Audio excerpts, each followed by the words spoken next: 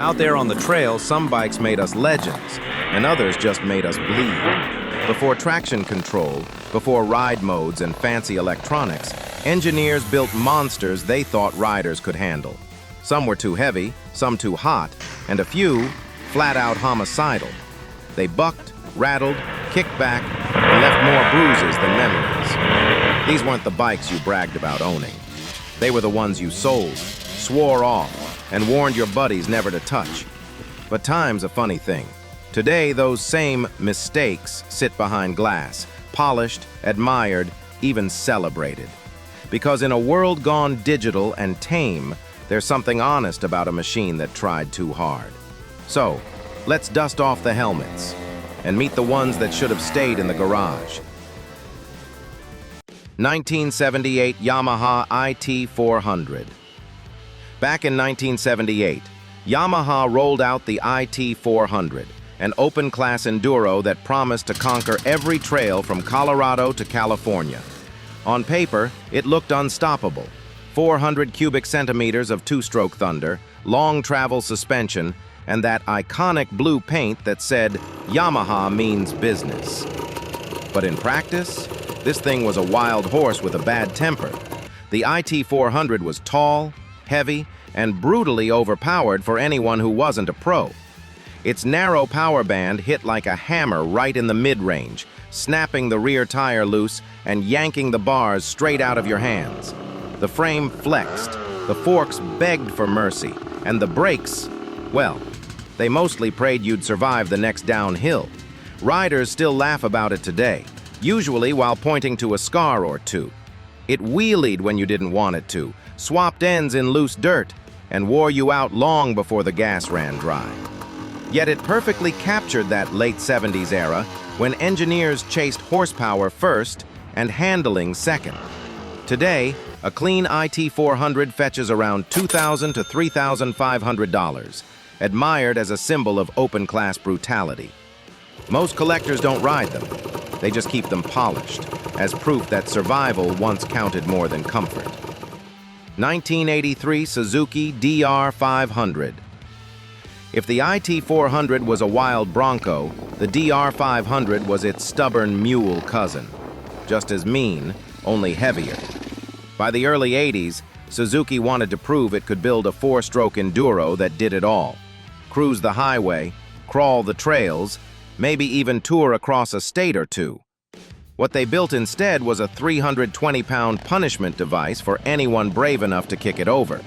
Its air-cooled 498 cubic centimeters single had torque for days, sure, but it vibrated like a paint shaker and heated up faster than a July afternoon in Arizona.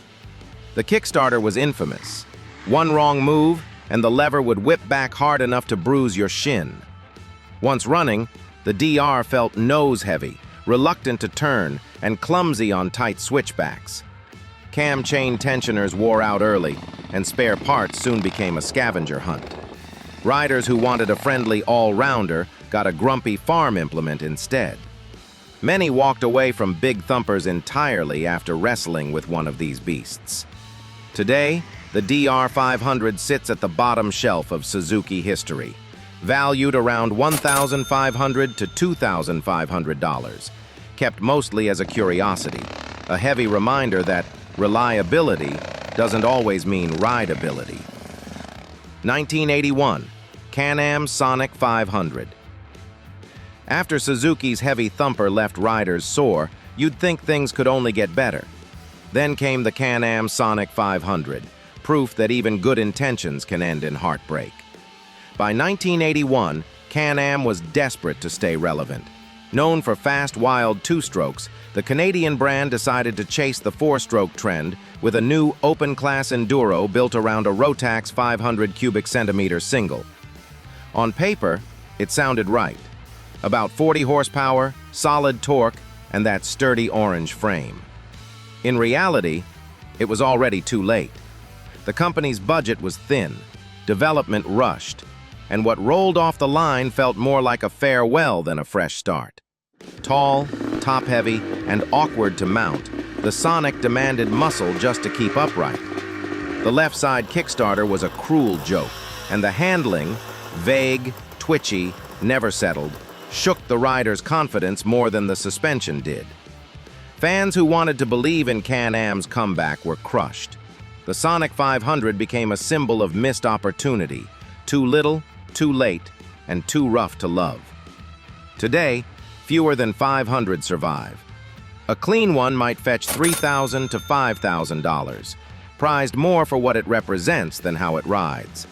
Canada's last big swing before the curtain fell.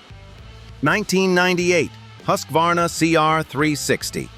After the Sonic 500 faded into history, the world of open-class beasts wasn't done teaching painful lessons. In the late 90s, Husqvarna tried to reclaim its lost glory with the CR360, a comeback bike meant to prove the old Swedish spirit still had teeth. What riders got instead was a reminder that even legends can bite. Fresh out of corporate turmoil, Husky's engineers built a 360 cubic centimeter two-stroke with fire in its lungs and chaos in its soul. On paper, it promised to bridge the gap between Honda's CR500 and Kawasaki's KX500, a slightly smaller monster for mere mortals. But that hope evaporated with the first hard twist of the throttle. The power hit slammed in mid-range like a sledgehammer. The chassis felt nose-light and tail-happy, and the vibration blurred everything but the fear. Setup demanded a race mechanic's touch, and even then, the bike punished hesitation. High sides were common, endurance short, and smiles rare. Riders seeking the refined, balanced Husky of old found themselves wrestling a demon in yellow plastics. Today, a clean CR360 fetches $3,500 to $6,000, collected by those who love its legend, not for how it rides, but for how brutally it reminds us that comebacks can hurt. 1980, Honda CR450R, air-cooled. If Husqvarna's CR360 was wild by accident, Honda's CR450R was wild by design, and that was the problem.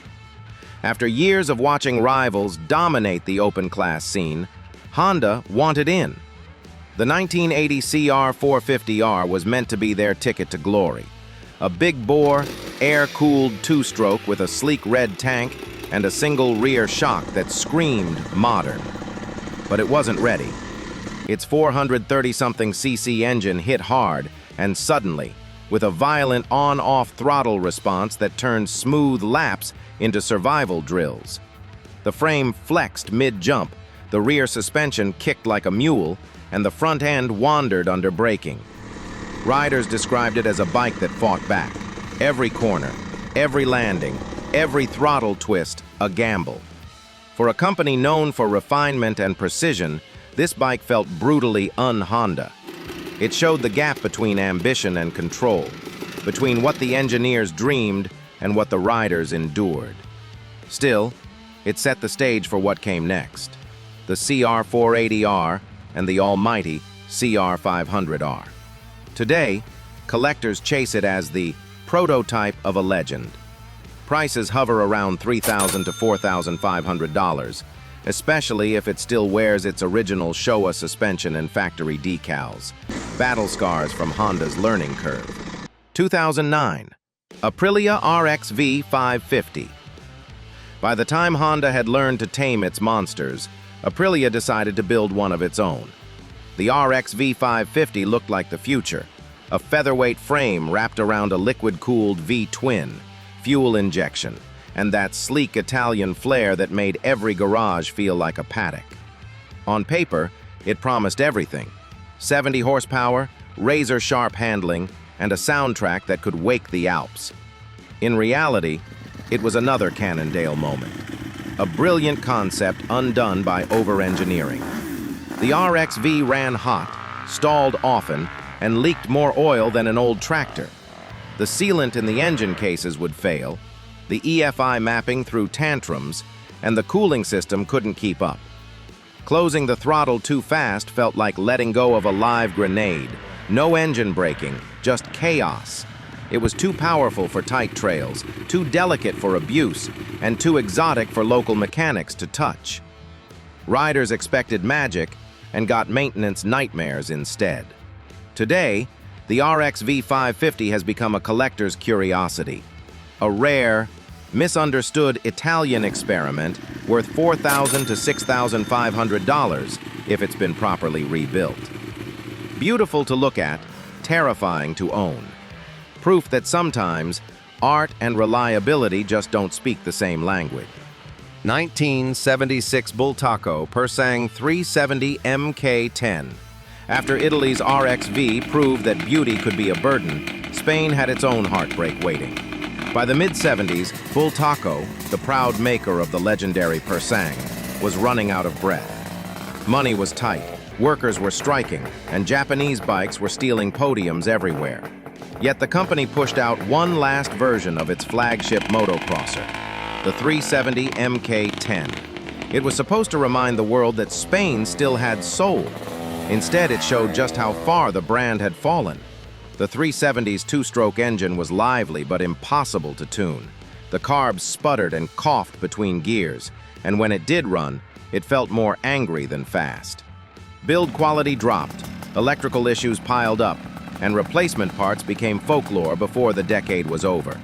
Riders didn't just hate how it rode, they hated what it represented. A legendary name stretched past its limit. Loyal fans who wanted one last taste of Bultaco brilliance got a half-baked goodbye instead. Today, surviving MK10s fetch around $3,000 to $5,000, prized by restorers and die-hard fans. They're not raced, rarely started, just preserved as the bittersweet end of Spain's two-stroke glory days. 1994, ATK 406. From Spain's fading legend to America's stubborn dreamer, next came ATK. If the 605 from Part 1 was a bruiser with brains, the 406 was supposed to fix its temper. Lighter, nimbler, and finally, rideable. What riders got was the same old story. Great ideas, rough execution. Born in Utah during the brand's brief glory years, the 406 tried to stand apart from Japan's mainstream thumpers. It looked sharp, sounded mean, and carried that proud Made in the USA badge. But once the novelty wore off, the frustration began. The bike ran hot, vibrated like a jackhammer, and finding spare parts felt like archaeology. Suspension tuning took forever to get right, and the chassis balance always seemed an inch off. Too much weight up high, too little feedback down low. Owners spent more time fabricating fixes than riding trails. For many, the 406 marked the moment when patience with ATK finally snapped. It was cool to look at, brutal to live with, and pure, most hated energy. American ingenuity outsmarting itself. Today, clean survivors hover around $2,000 to $3,000, often restored by enthusiasts who collect the oddballs of off-road history. Not for riding, just for remembering when U.S. ambition still kicked back. 2000. The OR 503 MX. After America's ATK proved that big ideas don't always mean big success, Italy stepped in with its own cautionary tale. Around 2000, a tiny boutique builder named VOR, short for Vertimati Off-Road, set out to build the Ferrari of dirt bikes. Handcrafted, high-tech, and brutally fast, the 503 MX was meant for riders who wanted something exotic, something different. They got it. The 503's four-stroke engine was a powerhouse, nearly 60 horses pushing a lightweight steel and aluminum chassis that handled like a factory racer. On the track, it felt alive, raw, intoxicating. But off the line, the dream unraveled fast. The bikes demanded meticulous maintenance few owners could provide. Parts were nearly impossible to find, documentation was spotty, and every small issue turned into a weekend of wrenching and cursing in Italian. Those who bought one to stand out ended up stranded. The 503 became the textbook example of brilliant engineering undone by poor support, a race bike pretending to be a product. Today, fewer than 300 are believed to exist. Pristine examples trade for $4,500 to $7,000, collected by Italian bike fans who prize their craftsmanship. but rarely dare to start them. 2005. TMMX 530. From Italy's fragile VOR to another Italian masterpiece that demanded blood, not loyalty. Enter the TMMX 530. TM had always built motorcycles for the elite few, hand-assembled machines that felt more like race weapons than weekend toys. By 2005, they decided to crown that philosophy with the MX 530, a four-stroke colossus designed for riders who believed there was no such thing as too much. They were wrong. With roughly 530cc of fury under the seat, the MX 530 delivered torque that could plow through dirt, or through its rider's confidence. The chassis was laser-sharp but merciless, tuned for wide-open European tracks where mistakes meant pain. On tight American trails, it was pure punishment, heavy to wrestle, exhausting to control, and quick to bite back if you got greedy with the throttle. Many mid-level riders bought one thinking they'd found a faster alternative to a CRF 450R. Most sold it after one weekend, humbled and sore. The MX 530 closed the open class era with a roar that said, "Power isn't everything." Today, survivors fetch $4,000 to $6,000, prized by TM devotees as the last true monster before the sport went soft. An untamed brute that made even pros sweat. From the brutal IT 400 to the unforgiving TM MX 530, every bike on this list shared one fatal flaw: too much heart, not enough restraint. They weren't built to sell millions or make life easy. They were built by engineers chasing perfection with a wrench and a dream, long before computers said when to stop. And that's why we remember them, because behind every scar and snapped lever was a lesson, one that shaped the bikes we ride today. These machines didn't just test riders, they tested the limits of courage, sanity, and suspension travel. Which one of these beasts bit you first? Hit like if you've ever kicked a stubborn thumper to life. And stick around. Next time, we'll meet the ones that fought back even harder.